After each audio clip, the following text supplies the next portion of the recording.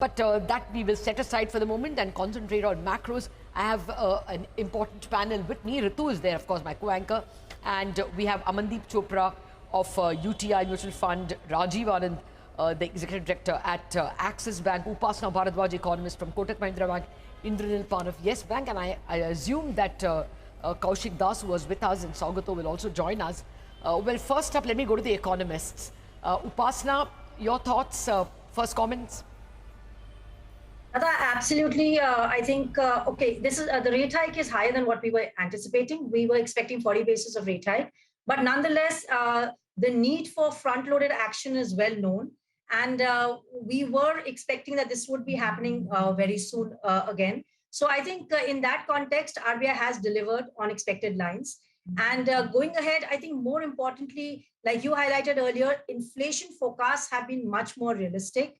And I would say a little higher than what we are anticipating at 6.5%. So that also kind of provides much more credibility, and that also provides clarity in terms of the plausible rate hikes that will be happening going ahead to manage the inflationary expectations. I think that is very important to keep in mind.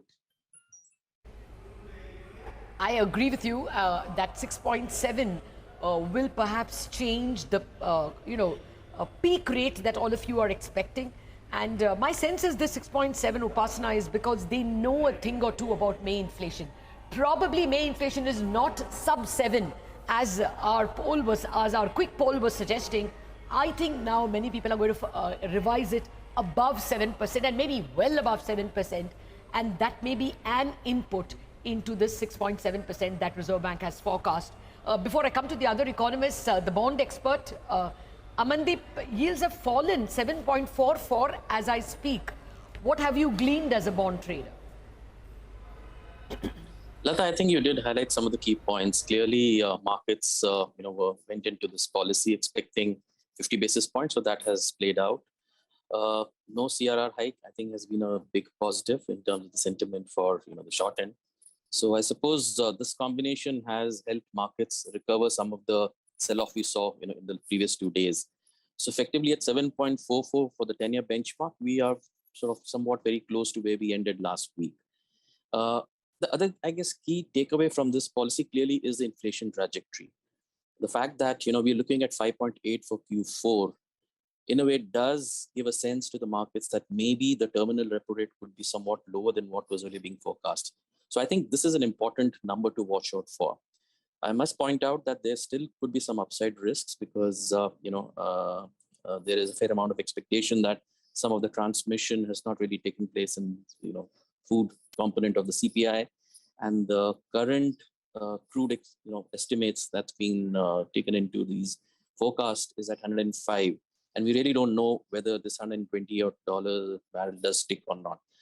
The other comforting feature, I suppose, is the fact that RBI did acknowledge some of the steps taken by the government in trying to reduce inflationary expectations, and also the way they have impacted retail fuel prices. So I think that's a positive move, and hopefully, if the government continues to support RBI's moves, then maybe this inflation trajectory could be very comforting for the markets.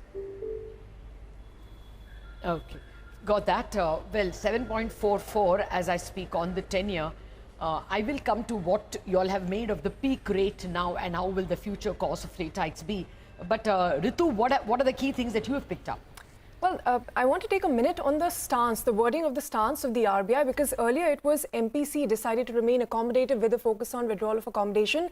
Now the word accommodative has been dropped. Actually, now the stance says the MPC has decided to remain focused on the withdrawal of accommodation, and then, of course, to ensure that inflation remains within target going forward while supporting growth. Indranil Pan, how do you see this, change in the wording of the stance where the word accommodative has been dropped? I don't think there's much to say to it because anyways, they are taking away accommodation by whatever actions are happening at this point in time. But having said that, I think my only sort of surprise element, so to say, is that inflation forecast doesn't take into consideration the increases in the repo rate and what it does to inflation going forward. So I think to a certain extent, maybe the acknowledgement is that this is more a supply-driven inflation, and you need to keep the expectations on inflation in check, and therefore you sort of tighten.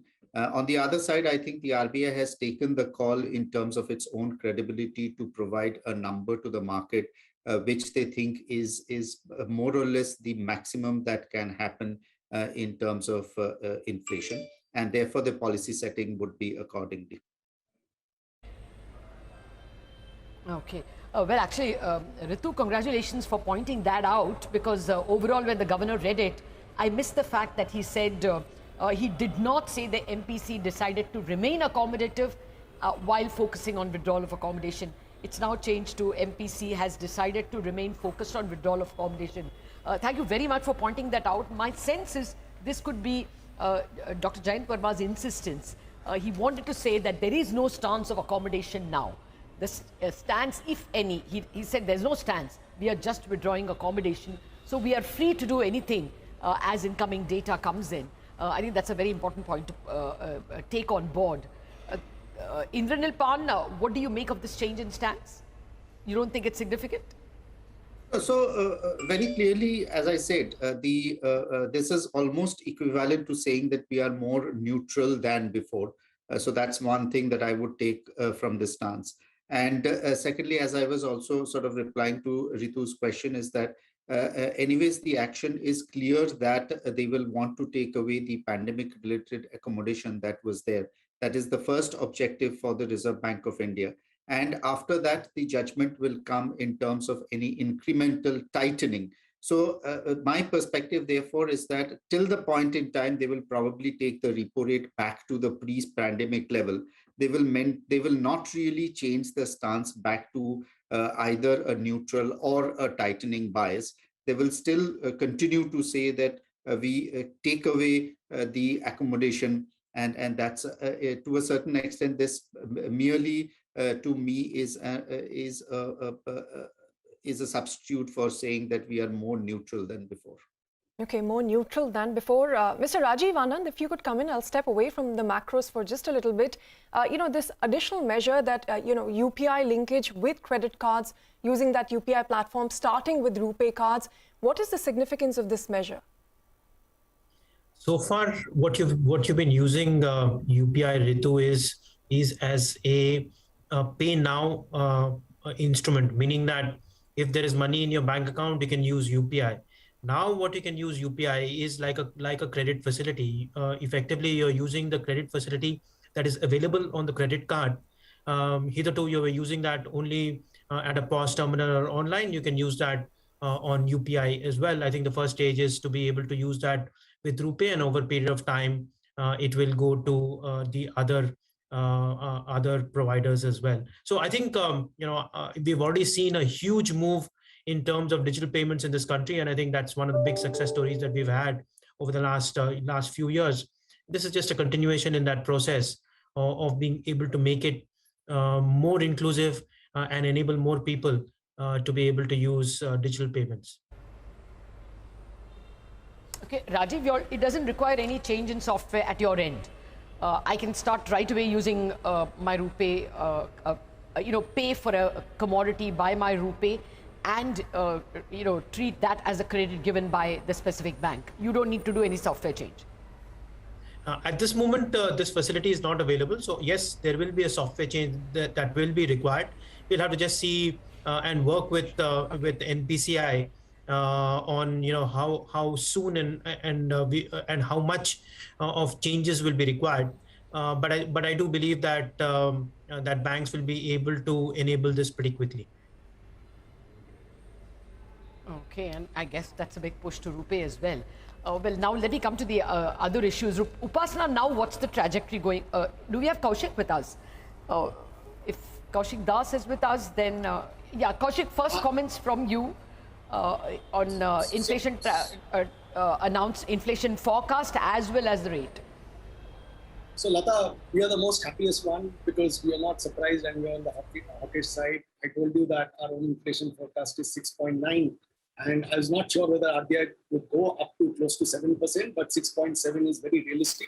Only thing is, if you look at the forecast, they have taken 7.5 and 7.4 for the April, June, July, September. That looks more aggressive. But the October, December, January, March, they have taken much lower than what our own forecasts are. So my guess is that, we don't know about October, December, January, March, but I think inflation risks are still to the higher side, and it could be closer to 6.9 or 7% rather than 6.7, what RBI has given.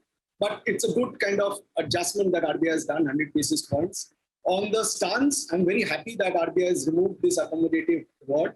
I was actually looking for calibrated tightening, but as Indranil mentioned, maybe they'll wait on till the 515 repo rate is reached, which is the pre-pandemic level. And they have to move to calibrated tightening. They can't call it neutral after this, because neutral also indicates that there's a possibility of rate hike, pause, and rate cut, which is why RBI hasn't used the word neutral stance so far. So from, withdrawal of accommodation after 550, I think RBI will have to move to calibrated tightening, because they have to keep on hiking rates given where inflation trajectory is. And I think policy repo rate can still go up to 6.5% because inflation risks are still there and will continue to surprise to the upside. If you see the oil projection that RBI is using currently is just $105 to the barrel, whereas today oil is still at 121. So there are still inflationary risks from the oil side. You yourself mentioned that oil could go up to 150, so those risks are there. So I would not kind of take this 6.7 as the final word on inflation. It can be actually higher. The reason bond market is happy is because governor mentioned that they could take certain steps if things were to go too much on the higher side. My guess would be more of devolvement or cancellations or postponement rather than announcing Operation Twist or more purchases, because RBI needs to reduce liquidity going forward. I would expect still a 50 basis points repo rate hike by September end, which would reduce liquidity by another 1 trillion. Okay, 50 basis point hike by September. It's, Upasana, let me come back to you on the inflation figure, something that, again, Kaushik pointed out. These inflation forecasts assume crude at 105 per barrel. Given the current trajectory we're seeing, and there are people saying it'll go all the way up to 150. Do you see any upside risk to 6.7% forecast for the year? We are right now, actually, our own energy analysts expect the crude oil prices to average $105 a barrel for now. So our base case is also at $105 a barrel. But clearly, this is going to be extremely volatile. We don't know how things are going to pan out. So any further upside risks and the persistence of crude above 105 or rather at current levels, then our risk scenario suggests that inflation could actually be averaging around 7.2, 7.3 at $120 a barrel. So it all depends on where exactly the trajectory will be going ahead. But clearly risks are skewed on the upside depending on how the energy prices will be weighed. Okay. Well, I just want to point out that the stock market has, in the meanwhile, moved swiftly into the green. It's a good 50 bips improvement that we have seen both in the Sensex and the Nifty. Both were down about 0.25% before the governor began, and now they are racing to about a third of a percent higher. This could have something to do with global cues as well, but this is important that the markets have taken it very positively. And it could also be because the 10-year paper has also, the yields have also moved lower, and that is obviously equity positive. At 7.45, the 10-year paper has distinctly moved lower. Now, if I may get from all of you, what is the future trajectory of rate hikes as well as the peak hike, the peak rate? Indranil, if I could start with you. So next one, we are expecting a 40 to 50. I think it's very difficult, as the RBI governor also indicated, that there is nothing called a number that can be charted out immediately. It depends on the evolving situation. So rather than giving a number, I'm giving you a range. So 40 to 50 basis points in the next policy, possibly a 25 to 35 in August. We are printing a 25 in December and nothing for February. For this moment, I'm not saying that that would be the exit rate or the neutral rate or the terminal rate. I don't think there is anything that can be sort of termed immediately that way. But having said that, I think the governor also in his statement did point out that further reductions in excise duties could actually help inflation expectations and could actually sort of contain inflation. because the inflation expectation survey post the excise duty cut that happened has actually pointed to a significant 190 basis points drop in the inflation expectations 3 months ahead. So that's broadly the trajectory that I would want to point out, which means that by December, we should be at a 580 to 6%. Why we are saying they will do the last one in December is because the fourth quarter, their trajectory anyways indicates a sub 6% number. And by that time, we will have a lot more information on the growth trajectory for the Indian economy. And Upasana, what is your number? What is the kind of rate hike trajectory that we should expect over the coming policies? And what is the terminal or the peak repo rate that we'll see in this cycle? Again, this cycle is a little difficult because a lot of evolving situation is there. So for now, if you were to talk about FY23, we are looking at, again, a range of about 80 to 90 basis up move from henceforth. So by the end of the year, we should be closer to 575 to 6%. I would agree with Indranil. I think it's a February policy, which probably would give them a breather because as per them, at least beyond December, they're looking at inflation below 6%. But until December policy, we would be seeing back-to-back rate hikes. They would the quantum is going to be differing. So we don't know whether 35 to 50 basis is the next move, which is possible. And beyond that, then we could be seeing a little lower quantum of rate hikes. But by the end of the year, we would be closer to 575 to 6%. Okay, 575 or 6. I mean, that's where almost everyone is perhaps agreeing. Rajiv, how much do loans get expensive? How much do you think gets passed on? Because all EBR, right? Many loans are. So immediately money gets expensive for borrowers? I think loans which are linked to repo will get repriced much faster. Remember that loans which were linked to repo repriced much faster on the way down. I think you're seeing the opposite impact, at this point in time. What typically will happen is that on the retail and SME side, the repricing will happen over the next 3 months as the resets begin to kick in. MCLRs will obviously go up, and those will be very quick.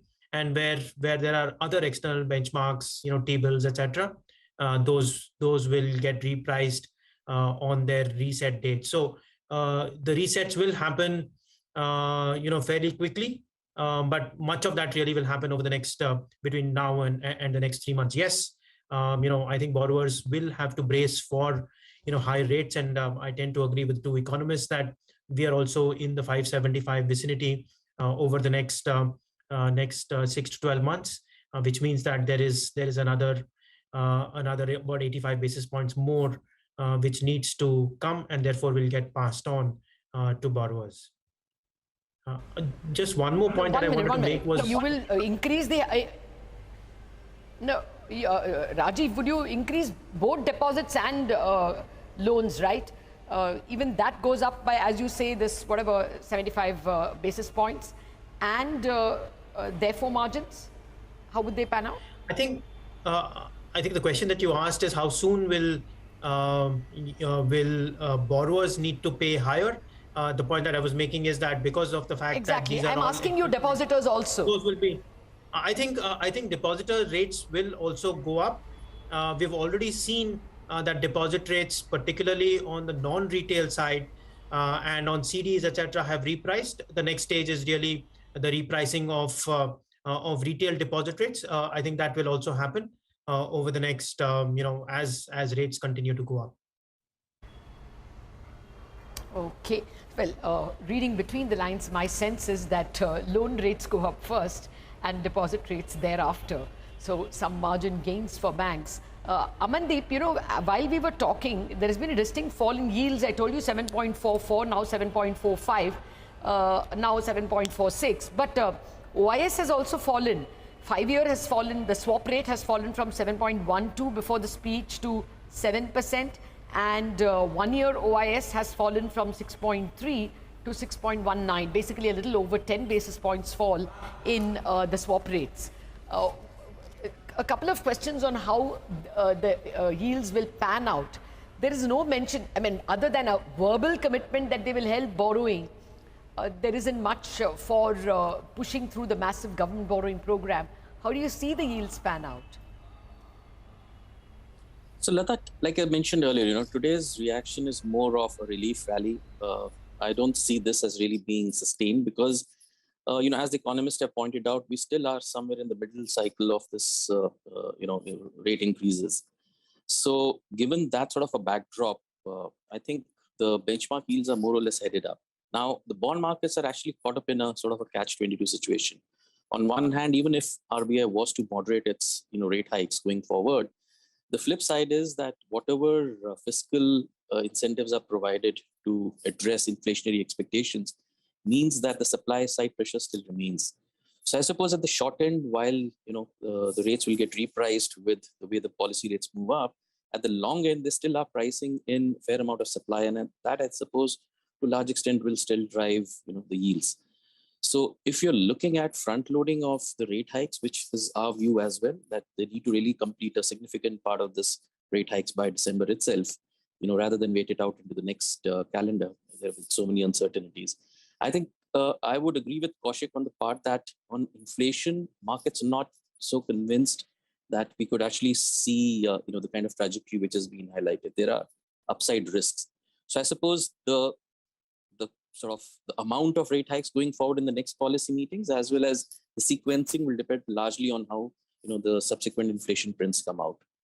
So to that extent, I expect the bias to be upwards as far as the benchmark yields are concerned, and very closely watching how the inflation trajectory pans out.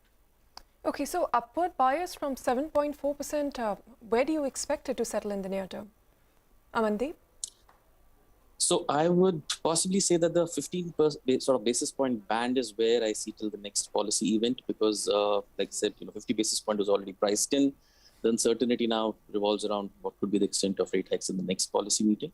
But going forward, I would assume it head closer to 8% than where we are today. Indranil Pan, is that your sense as well? So on the policy rate, I think by December we are looking at a 5.85 to 6%.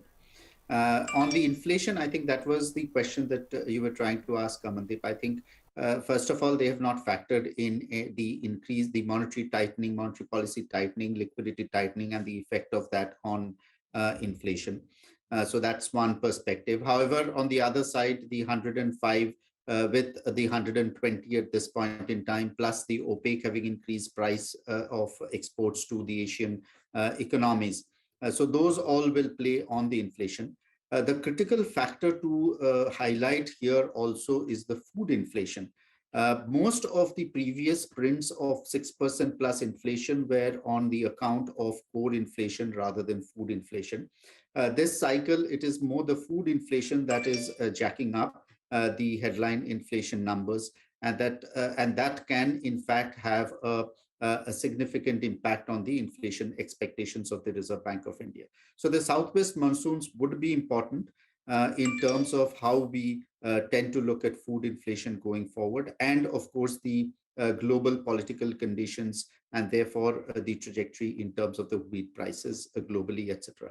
The other factor also is the MSP increase, which obviously we should be expecting it to increase quite significantly, factoring in the input cost, because it's more rule based, and that is to say if the government continues to follow the rule based system of the MSP announcement for the Kharif season. So all that taken into consideration, I think it's a very difficult sort of choice to make in terms of the inflation trajectory. But having said that, I think the 7.4 is the way I think the RBI has played it out is they've taken the most aggressive numbers on the inflation so that you don't, so the real chance of getting shocked on inflation is relatively less, even though a probability exists. Indranil, I think a lot of people will beg to differ on that, because I got a pretty large number of people speaking about 6.9 and 7% inflation, mainly because the May numbers are looking uglier than they originally factored in. This Trafigura's forecast, or rather expression that crude prices could still climb, is also not looking good. So I think the Reserve Bank has played it safe to put it at 6.7%. The stock markets have given a thumbs up to the policy, and it very clearly looks like a domestic reaction because you'd still see a little bit of red on the European screen, the early rates coming in, and the Dow futures and Nasdaq futures also trading a little in the red. So this bright green that we are seeing from red in the Indian stock markets is quite clearly an acceptance that the Reserve Bank has gone the whole hog, and the market has factored in that 50 basis. Leading the rally are stocks like Bajaj Finance, Bajaj Finserv, State Bank of India. Those are the top 3 gainers. And you have HDFC Bank, IndusInd Bank, Kotak Mahindra Bank not far behind as the 6th, 7th, 8th gainers. ICICI Bank as well within the top 10 gainers, HDFC as well. So clearly financials are leading the way, a relief rally as well, that there was no CRR hike, and this 50 basis was largely factored in, and bond markets have reacted very positively. The bank nifty, which was in the red, is now a full 1% higher, indicating that this is initially going to be beneficial, which is what Rajiv Anand is telling us. Deposit rates are going to go up later and loan rates will go up first, which means bank margins immediately improve, and that explains why the Nifty Bank is happier than the rest of the pack. Realty stocks are also higher because the rate hike is as expected, and it's not an extremely tight situation as of now. So on the whole, unexpected lines, except for the inflation forecast, which actually I would say is a positive for the markets, and therefore this positive reaction from all markets. But the most crucial part of the monetary policy still remains. In the press conference, you get nuances of what the Reserve Bank is thinking in terms of how it will tread the waters going forward. Will they go to a positive real rate? Will they make any such commitment? What is their idea of inflation in FY24? Several nuances may be available to us when the governor speaks. So from Ritu and me, and thank you to all the guests and to all viewers.